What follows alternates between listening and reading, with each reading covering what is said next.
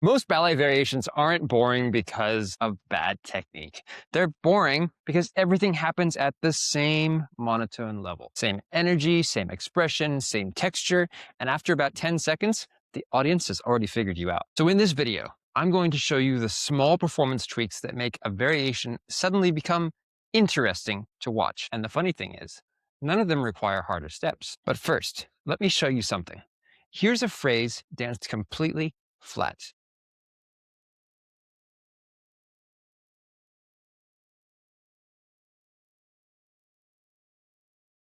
Now, watch the same phrase again with just one change.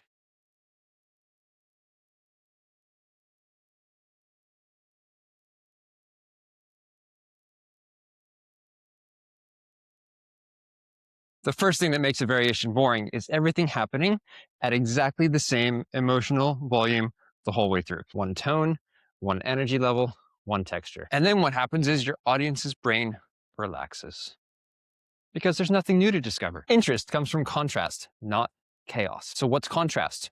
One phrase becomes expansive, the other one more constrained. One moment reaching outward, the next moment drawing inward. One balance that's suspended and quiet, the next step sharp and decisive. Taking the same choreography and creating a completely different experience. So here's a useful question you can ask yourself when you practice.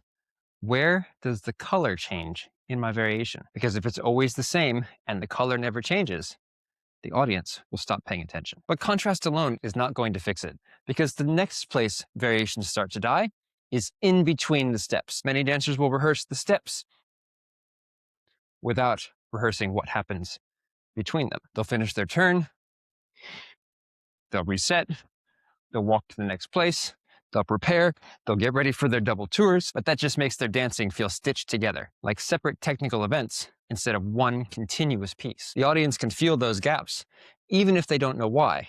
And the transitions are not just travel time.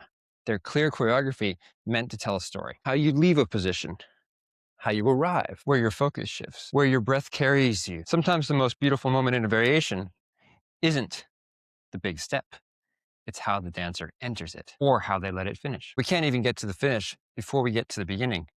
And this next one is huge because a lot of dancers make the variation boring before it even really starts. Many dancers begin at full intensity, big smile, big projection, everything switched on immediately.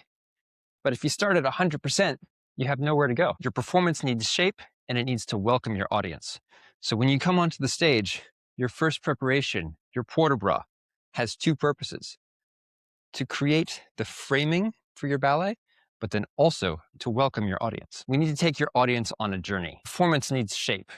We have to reveal things slowly, develop our character, and use our timing intelligently. You see, some dancers are compelling because they understand when to hold something back. They delay. They suspend. They let the moment breathe. And suddenly your audience moves forward because now something is unfolding and not everything is arriving at once. But now here's something, a small detail that changes the entire feel of a variation. And a lot of dancers either ignore it completely or massively overdo it. Your eyes direct your audience's attention. They give a moment intention. If the focus is blank or glazed over, the dancing feels empty. But if the focus is overperformed, it feels artificial. The key is timing and where your eyes arrive and when they change. I remember a rehearsal of Giselle. Where he's entering into the stage in second act.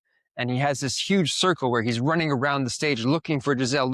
He passes her grave. And as he gets here, he feels that he's seen something out of the corner of his eye.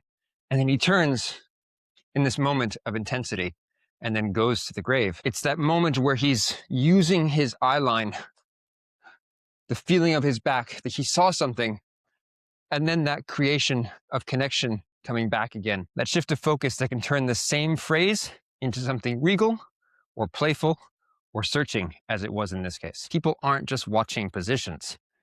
They want to see people. But here's another thing audiences feel immediately, even if they never consciously notice it. When dancers get nervous, they stop breathing. Everything tightens, everything rushes, movement becomes survival. But breath has to shape your phrasing. It has to shape your suspension. It shapes your musicality. One inhale before balance, One exhale through a port de bras. Breath makes your movement feel alive instead of mechanical. And the audience may not say, "Ah, yes, the respiration pattern was excellent," but they absolutely feel the difference. Make your audience breathe with you. And this final step, this final element that's going to completely change your dancing is probably the most underrated performance skill in ballet. A lot of dancers will complete the step, but they don't complete the thought. They'll hit the line and then abandon it. They'll land the jump and then run away. They'll turn and then escape the landing.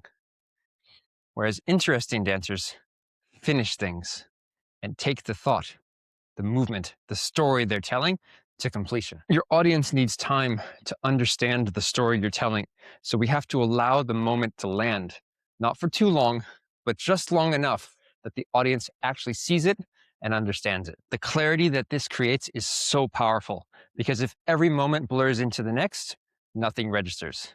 We need to show the stop and the finish. So if your variation is feeling boring or like it's not quite hitting the way you want it to, it might not be your technique. It might be lack of contrast, dead transitions, starting too big, unfocused blank stares, no breath, or unfinished movement. These are small adjustments you can make, but they completely change how a variation feels. Because interesting dancing isn't about adding more, it's about making clearer choices. So the next time you practice your variation, don't just ask, did I get through it? Ask, did I give the audience something to discover? And if you want more breakdowns like this, hit the subscribe button because sometimes the smallest details are the ones that completely change your dancing. Remember to practice for many years.